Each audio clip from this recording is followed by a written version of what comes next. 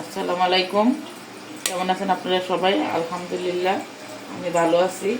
আমি আজকে চলে আসলাম নতুন আরেকটি ভিডিও নিয়ে। আজকে আমি তেলের পিঠা বানাবো।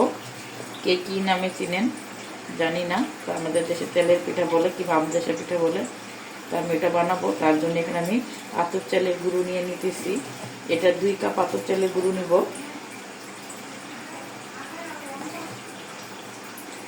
এরকম করে 2 কাপ মেপে নিব। 1 কাপ দিয়ে দিলাম, আর 1 কাপ আমি নিব। গুঁড়াটা আমার ফ্রিজে ছিল, তাই আমি এভাবে এটাকে ঝুরঝুরা করে নিতেছি।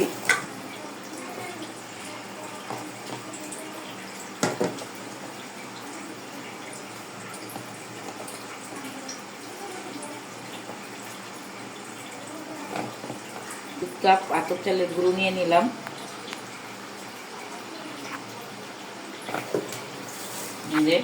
এখানে আমি 2 কাপ গুঁড়ো নিয়ে নিয়েছি আতপ চালের। আর এখন নিয়ে নিব 1 কাপ ময়দা। এখানে আমি 2 কাপ নিয়েছি আতপ চালের গুঁড়ো, আর 1 কাপ নিয়ে নিলাম ময়দা। এখন আমি এটাকে একসঙ্গে মিশিয়ে নিব।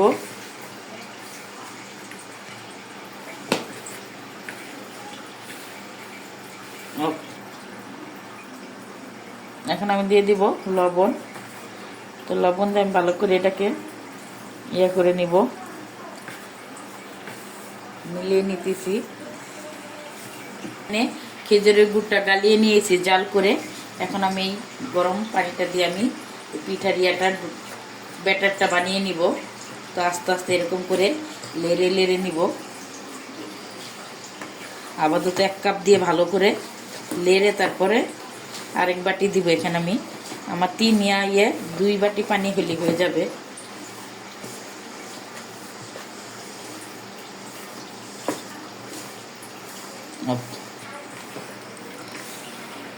হাত দিয়ে এখন আমি এটাকে ভালো করে একটু সেনে নিব।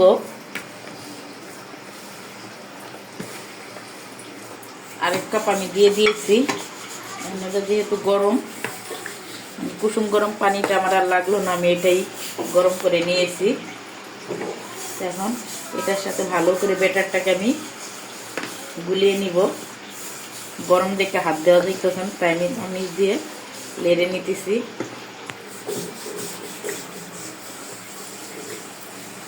বানিয়ে নিয়েছি পিঠার এই যেরকম করে 3 কাপ ময়দায় 2 কাপ গুড়ের পানি লেগেছে। 2 কাপ চালের গুঁড়ার 1 কাপ ময়দা, 3 কাপে 2 কাপ লেগেছে। যেটাতে আমি চালের গুঁড়াটা মেপে দিয়েছি, এটাতে এই পানিটা মেপে দিয়েছি। এখন আমি পিঠাটা দিয়ে দিব।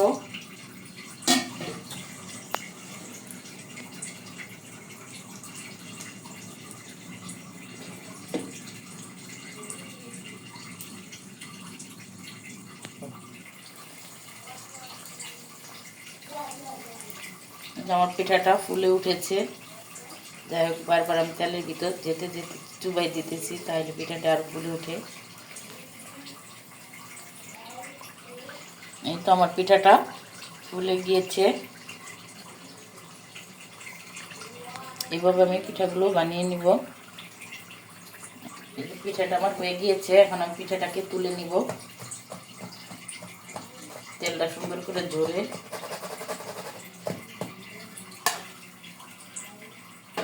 আবার দিয়ে দিব।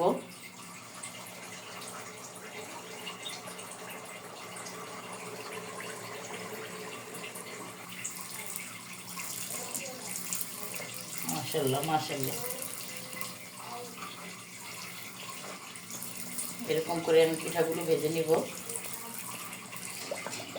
এরকম করে আমি আরেকটি পিঠা বানিয়ে নিলাম।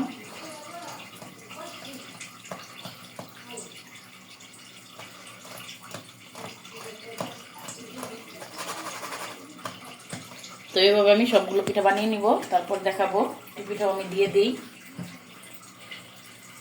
আরেকটি পিঠাও আমি দিয়ে দিলাম। সবগুলো পিঠা আমি এভাবে বানিয়ে নিতেছি। তো বলতে থাকা আমার পিঠাগুলো আমি একবারে দেখাবো। পিঠাটা দিয়ে তারপর মাশাআল্লাহ ফুলেছে। কেমন হয়েছে? আমার পিঠাগুলো বানানো শেষ হয়ে গেল। তো এখান থেকে আমি হুজুরকে খেতে দিয়েছি, তারপরে টিচারকে খেতে দিয়েছি, ম্যাডামকে খেতে দিয়েছি, তারপর আমার বাকি এগুলো রয়ে গিয়েছে।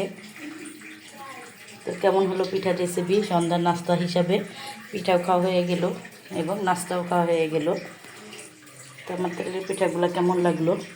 যদি ভালো লেগে থাকে অবশ্যই আমাদের চ্যানেলটি সাবস্ক্রাইব করে আমাদের পাশে থাকবেন। আর এই শীতের সন্ধ্যায় আপনারা গরম গরম এভাবে বানিয়ে খাবেন। এই পিঠাটা ঠান্ডা হলেও ভালো লাগে, গরম গরম খেতেও ভালো লাগে। গরম খেতে এক টেস্ট, ঠান্ডা খেতে এক টেস্ট। তো যাই হোক, আপনারা এভাবে বানিয়ে খাবেন। আল্লাহ হাফিজ।